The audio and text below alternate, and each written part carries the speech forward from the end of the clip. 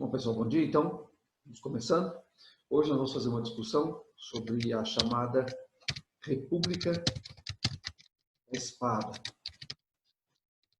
que é o primeiro período da nossa história republicana, que tem início em 1889, no momento que o golpe que instituiu a República é proclamado.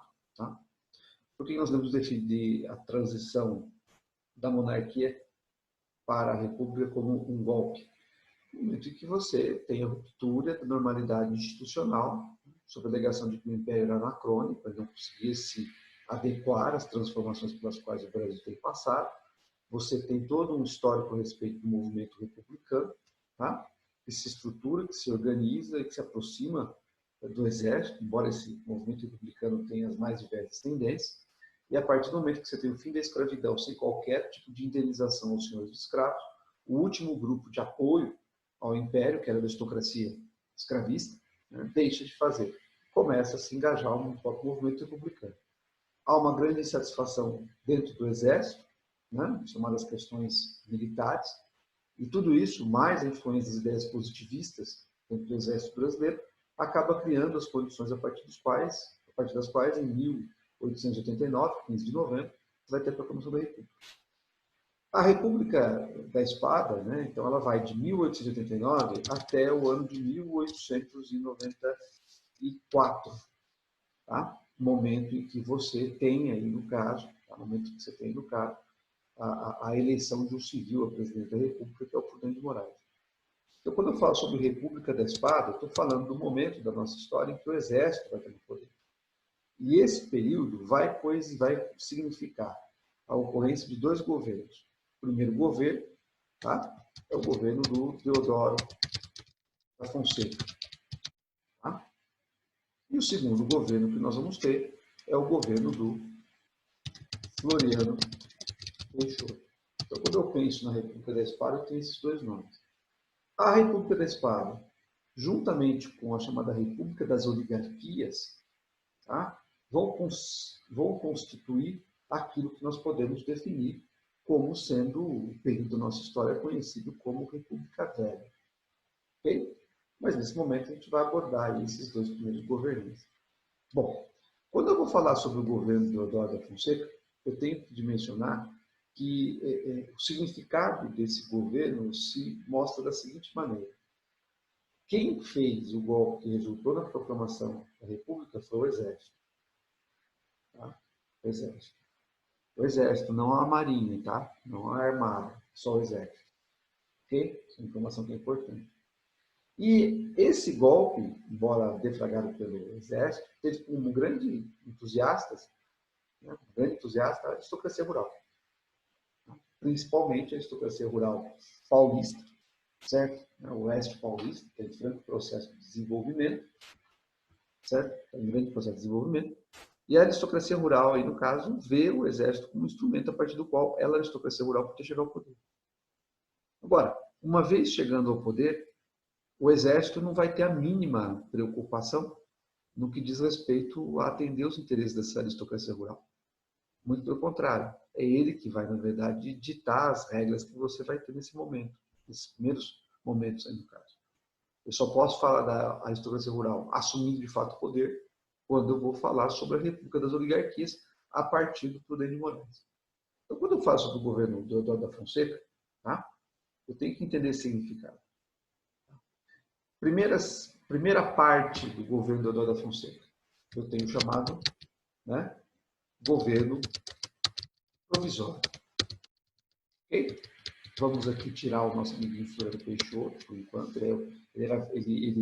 Ele nesse momento aqui não aparece, né? No momento está aqui sem ele. Tá? Então, daqui a pouco a gente volta a falar sobre ele. Então, qual é a característica do governo do Deodoro da Fonseca? O primeiro governo que você vai ter dele é o governo provisório. Esse governo provisório, ele vai de 1889, certo? Até 1891. E é caracterizado pela ocorrência, pela realização de vários decretos. Tá? Pela ocorrência, no caso, de vários decretos. São vários os decretos que ele vai assinar. A Constituição de 1824 perdeu seu efeito. Tá? se dá ao Deodoro, né, a prerrogativa de governar por decretos, até que se elaborasse uma nova Constituição. Tá?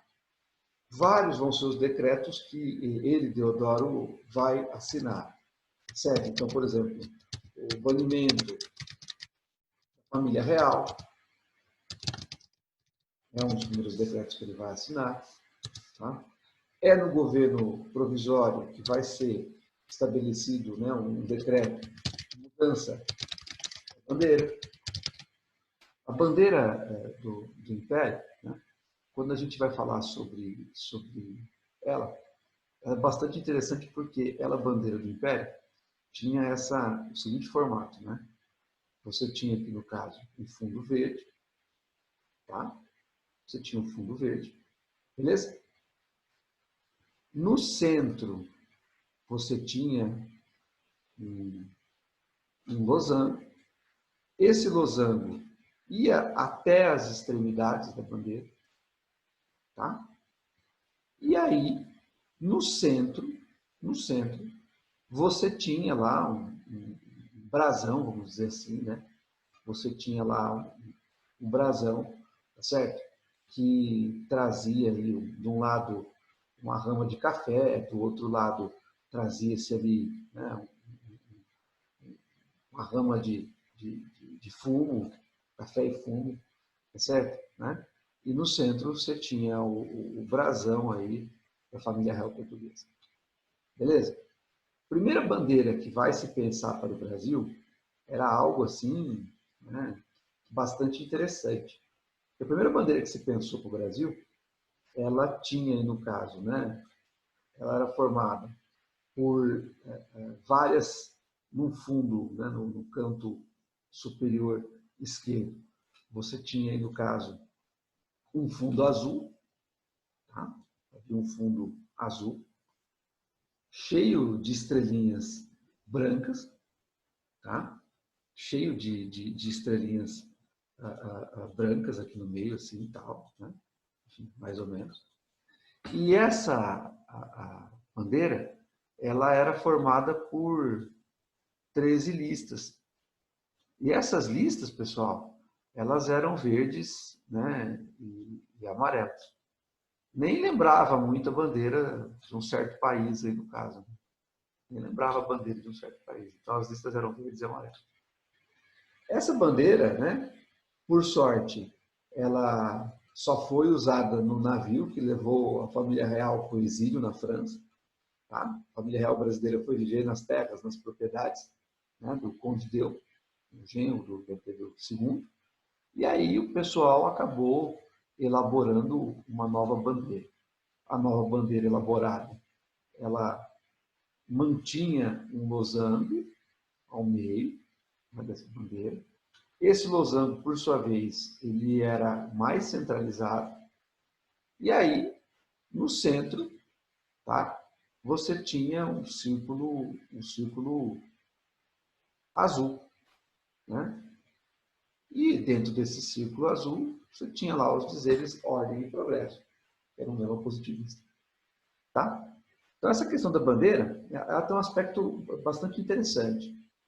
Quando você muda a bandeira do Império, né, e coloca aí, no caso, no centro, o céu simbolizando o 15 de novembro, e aí uma frase positivista, ordem e progresso, você está criando a ideia de que fora daquilo só existia desordem e retrocesso. É como se a ordem e o progresso surgisse a partir daqui. Eu tenho que sempre levar em consideração, quando eu vou falar sobre a proclamação da República, a não participação popular. Quando você, nos dias subsequentes, teve desfiles militares no Rio de Janeiro, né, celebrando a proclamação da República, muitas pessoas achavam que se tratava apenas de uma parada militar. Né? Muitos achavam que se tratava apenas de uma parada militar. Tá? O que, na verdade, né, nem passava por a população que estava vendo aquela transformação. Beleza? Então, a questão da mudança simbólica ela é muito importante nesse aspecto. Tá? E faz parte dentro do quadro, né, da transição que você tem. Agora, de todos os decretos que o Deodoro vai fazer no governo provisório, o mais importante e significativo deles, tá? É o decreto, certo? Que vai instituir o Brasil enquanto um Estado laico. E o que é um Estado laico? É um Estado que não tem uma religião oficial. Durante o Império, o Brasil era um país católico apostólico romano. Tá? O padroado estabelece que funcionários públicos, estabelece que padres e os membros da igreja são considerados praticamente funcionários públicos, certo? Né? Estão submissos ao Estado e as decisões da igreja, da Santa Sé, que hoje é o Vaticano, só vale no Brasil se o imperador concordar. É a ideia do beneplácito. Vocês sabem que essa questão gerou durante o Império a questão religiosa, no qual, né, você tem aí, no caso, alguns bispos respeitando a ordem do imperador, né, respeita a bula sílabus, e se mantendo fiéis ao Papa. Essa relação de desgaste faz com que a igreja deixe de apoiar o Império. Então, o que é o Estado laico? O Brasil não tem uma religião oficial. Todas as religiões são permitidas, desde que não transgridam a lei. Desde que não transgridam a lei. Então, quando eu falo sobre o Estado laico, eu estou falando, portanto, sobre o Estado sem religião oficial. O Brasil é um país católico apostólico romano, tá? Tirar essa bandeira feia aqui do Império, também esquisito. Né? O Brasil é um país católico apostólico romano, tá? Não há uma religião. O Brasil, durante o Império, era um país católico apostólico romano. Agora, na República, não há uma religião oficial. Tá? Não há uma religião oficial. Todas as religiões são permitidas, tá certo? Desde que não se transgrida a lei. Então, com base no Estado laico, você vai ter o estabelecimento do registro de nascimento, casamento civil, certidão de óbito, certo? Você tira funções que até então eram exercidas pela própria igreja. Ok? Essa ideia de laicização do Estado foi algo tão forte, que nos primeiros anos da proclamação da República, na sequência desse processo, você tem inclusive a instituição de um calendário de feriados, que na verdade só celebrava feriados civis. Então, por exemplo, 1º de janeiro, confraternização universal, tá? Você teve aí no caso, né, celebrava-se os 3 de maio, como era visto como a data da descoberta do Brasil naquele momento, se acreditava que era essa data, feriado também. Tá? 21 de abril, né, Confidência Mineira. Vocês sabem que o culto à memória do Tiradentes é uma coisa que surge na República da Espada. Você percebe que não havia, vamos dizer assim, né, heróis nacionais republicanos, então era preciso criar esses heróis. O primeiro herói criado é o Tiradentes. Né? A iconografia do Tiradentes sempre mostra ele como um homem barbudo, com um crucifixo na mão, né, como aquele que foi traído, morreu sozinho. Então, quer dizer, o culto ao Tiradentes é algo muito forte, é criado nesse momento. Então, era um outro feriado que você tinha. Tá? Celebrava-se o 14 de julho como uma alusão à Revolução Francesa, tá? Para vocês terem uma ideia, né? Uma celebração da Revolução Francesa aqui no Brasil. 15 de novembro, a própria proclamação da República, o 7 de setembro, né, com o processo de independência. O único feriado que você pode estabelecer que permaneceu dentro dessa característica, né, foi o Dia de Finados. Então, quer dizer, tinha essa visão assim, de total laicização do Estado. Mas, com o passar do tempo, isso vai se flexibilizando, pois um Estado laico não é um Estado ateu. E como ele não é um Estado ateu, você pode ter, sim, manifestações religiosas. Mas quem cria esse decreto é o Deodoro da Fonseca. Tá? E, por fim, pessoal, né, a esse processo de laicização do Estado, outros processos acontecem, como, por exemplo, a secularização dos cemitérios, que deixam de ter uma função de religiosidade, passam a ter uma função de saúde pública naquele contexto. Tá? Há também, durante o governo de Deodoro da Fonseca, né, um grande processo de naturalização, em que estrangeiros puderam aí efetivamente se naturalizar. Ok? Esses, em síntese, são alguns dos decretos assinados, tá, por Deodoro da Fonseca. E quando eu vou ver a proclamação da República, começo a identificar o que existe ali é uma modernização institucional, do ponto de vista da República, do modelo republicano ser mais eficaz do que efetivamente o modelo monárquico, no que diz respeito à estrutura de um Estado. Tá? Ok? Isso é importante.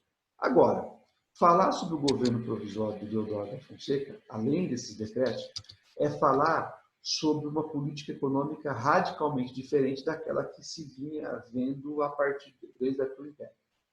Tá? Durante o governo, né, do Deodoro da Fonseca, Rui Barbosa foi ministro da Fazenda. Tá?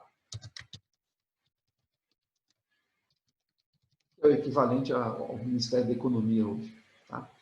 Então, Rui Barbosa, como ministro da Fazenda, iniciou uma política emissionista, emissão de papel moeda, com vistas a você incentivar o desenvolvimento de outras áreas econômicas, certo? Que não fossem apenas, né, o setor agrário exportador.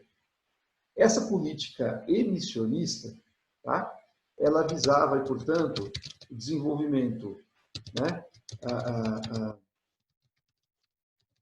visava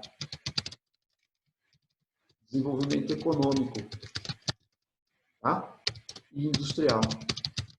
Bem dentro daquela perspectiva do Exército de ser o grande responsável pela transformação econômica do Brasil também. Só que essa política emissionista, tá?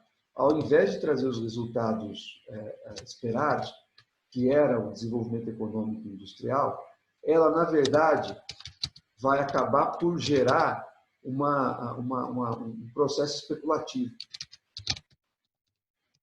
Certo? As pessoas pegavam o dinheiro não para reinvestir em produção, mas, na verdade, para aplicar na Bolsa de Valores. Tá? E essa política especulativa, essa ação especulativa, acaba dando origem à primeira grande crise econômica da República Brasileira, certo? Que vai ser conhecido, tá? Como encilhamento.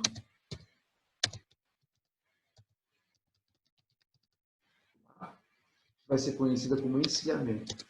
E há um outro problema que caracteriza o encilhamento. Não foi apenas a especulação e também a inflação, já que se aumentou o meio circulante, tá? Você altera as relações de oferta e procura. Automaticamente você acaba criando uma grande crise econômica, no caso. E essa crise vai ser conhecida como encilhamento. Tá? Encilhamento, apenas a título de curiosidade, é o local em que os cavalos ficam antes de uma corrida. Então o pessoal falava que nos bancos, nas casas de crédito, na bolsa de valores, etc., o barulho que o pessoal fazia para especular era semelhante a de uma corrida de cavalos, era semelhante ao encilhamento. Tá? Daí isso fica conhecido como encilhamento. Os efeitos do encilhamento só vão ser resolvidos no governo do Campos Salles. Então, quando você vai falar sobre a sequência do governo do Deodoro da Fonseca, do próprio Floriano Peixoto e do Prudente de Moraes, é um período de grande estagnação da economia brasileira, decorrente da política emissionista do Rui Barbosa, que acabou dando errado. Ok? Isso é um outro ponto importante. Agora, é no governo do Deodoro da Fonseca que vai acabar sendo promulgada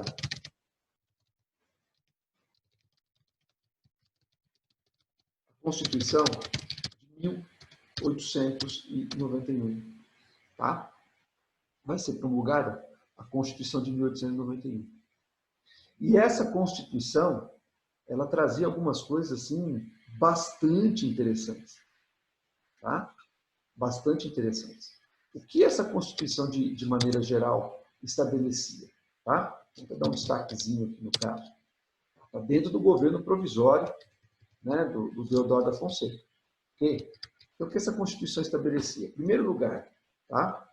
Ela, enquanto Constituição, ela confirma, tá? Ela confirmou todos os atos de, né, Deodoro.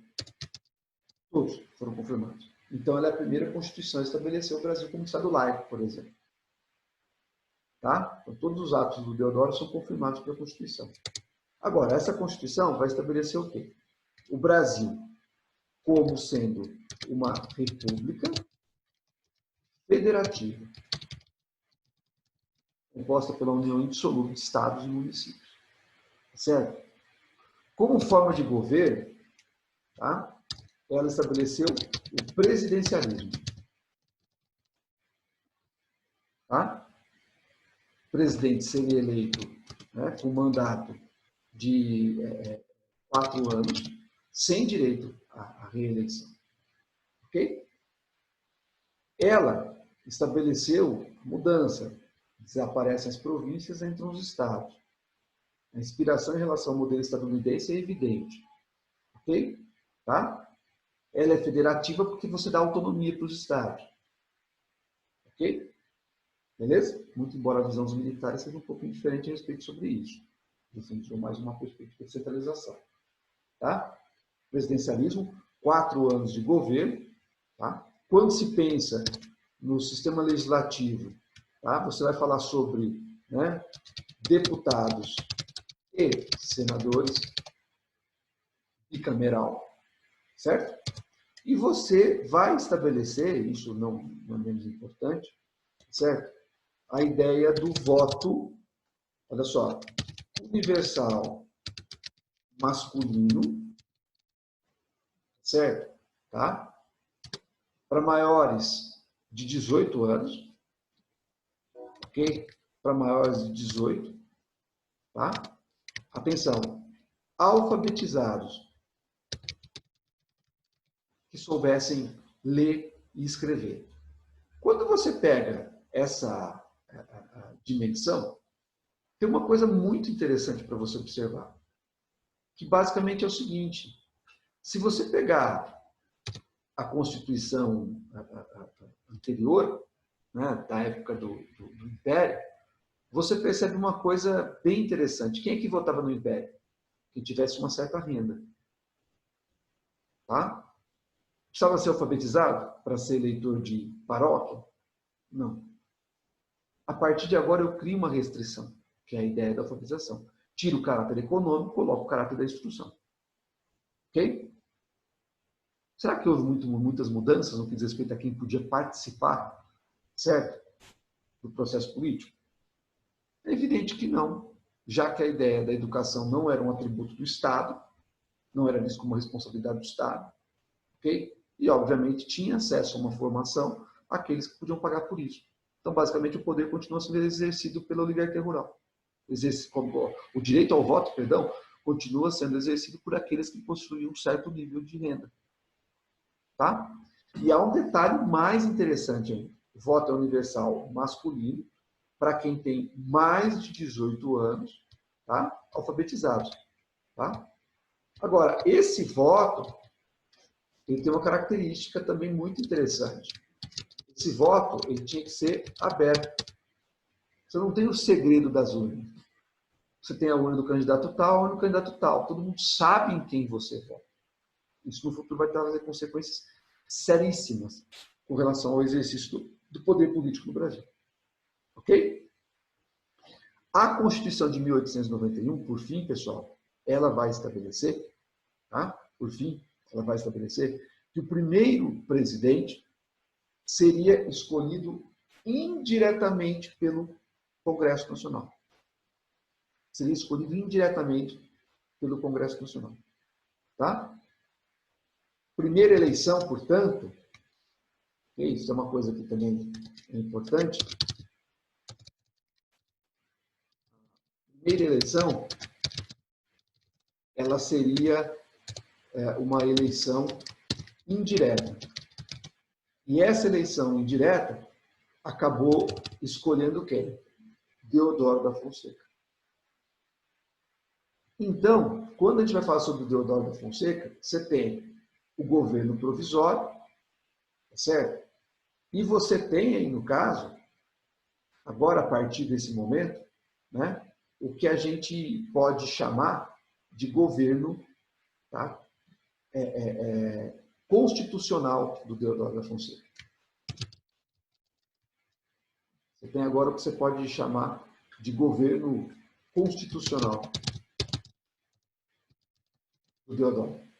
E esse governo constitucional ele foi escolhido indiretamente e, como vice, a aristocracia rural acabou escolhendo o Floriano Peixoto, que tinha uma visão diferente, politicamente falando, do próprio Deodoro. Ok? Então, você vai ter o governo constitucional do Deodoro. E esse governo constitucional, tá? do Deodoro da Fonseca, ele vai durar poucos meses do ano de 1891. E começou bem, pessoal, o governo dele. Começou já com denúncias de corrupção. O Deodoro da Fonseca, ele foi acusado de favorecer um amigo dele na construção de um porto na cidade de Torres, no Rio Grande do Sul. Só que você pegava a Constituição, não havia nada que pudesse responsabilizar o presidente da República. Então, o que o Congresso Nacional fez? Se juntou e criou a lei de responsabilidade do presidente da República, do chefe do executivo. Tá? Ele criou a lei de responsabilidade do presidente da República. Okay? E essa lei de responsabilidade do presidente da República, tá, seria a possibilidade de você julgar o presidente em casos de transgressão, em casos de crime. E a partir daí você tem algum processo de afastamento. Nenhuma lei retroativa, né? Mas quando essa lei vai para o Deodoro, o Deodoro veta. Ok? O Deodoro veta o texto. E aí volta para o Congresso. Você sabe, e nos atuais momentos que a gente está vendo aqui no Brasil, o Congresso tem o direito de derrubar o veto de um presidente. Tá? E quando o Deodoro percebe que o seu veto vai ser derrotado e a lei vai ser aprovada, o que ele vai fazer? Por conta disso, o Deodoro da Fonseca, ele vai fechar o Congresso. Ele dá um golpe de Estado, ou ele tenta dar um golpe de Estado. Fechamento do Congresso Nacional. Tá? E ao fechar o Congresso Nacional, é claro que é o Deodoro, né, fecha o Congresso, ele recebe o apoio de todos os governadores. De todos os governadores. Certo? Menos o do Pará. E aí você tem uma situação bastante tensa. Por conta desse fechamento do Congresso Nacional, você vai ter a chamada primeira revolta armada. Lembra que eu falei para vocês agora há pouco? Chamada de armada naquele momento, ela era um reduto monarquista. Pois é. A Marinha se insurge e diz que a Constituição tinha que ser cumprida. Tinha que ser cumprida. Tá? Se ela não fosse cumprida, tá? Ela, a Marinha, ia interferir. Para evitar derramamento de sangue, você vai ter o quê? A renúncia do Deodoro. Quem vai assumir o lugar dele? O nosso querido amigo, né? Floriano, o nosso querido amigo Floriano Peixoto. Quando eu vou falar a respeito do nosso querido amigo Floriano Peixoto, quando eu vou falar sobre o governo do Floriano Peixoto, tá? Eu tenho alguns aspectos assim muito interessantes. Floriano Peixoto, ele recebe 2 apelidos. O primeiro deles, Marechal de Ferro. O segundo deles, Consolidador da República. Okay? Assim que ele assume o poder, ele manda reabrir o Congresso Nacional e depõe todos os governadores dos estados que apoiaram o golpe de Deodoro. E no lugar, ele coloca membros da aristocracia local. Ok? Tá? Então, características marcantes dele nesse primeiro momento vão ser essas. Você vai ter a reabertura do Congresso, ok? E o afastamento dos governadores que apoiaram o Deodoro. Certo? Só que aí surge uma situação bastante interessante, que é o que preconizava o artigo 42 da Constituição. O artigo 42, tá? Ele dizia o seguinte: quando o presidente se afastasse do poder, renunciando, porque morreu, etc., etc., Deodoro, portanto, renunciou. O vice que assumisse, ele teria que o vice-presidente teria que convocar novas eleições. Só que o Floriano Peixoto não faz isso. Ele não cumpre o artigo 42. Ele fala, não, eu fui escolhido indiretamente. O Deodoro foi escolhido indiretamente, então ele não foi eleito. O artigo diz presidente eleito. Ele foi escolhido indiretamente, então eu vou ter que respeitar as transições, as disposições transitórias. E não vou sair do poder. No que ele é apoiado pelo Congresso.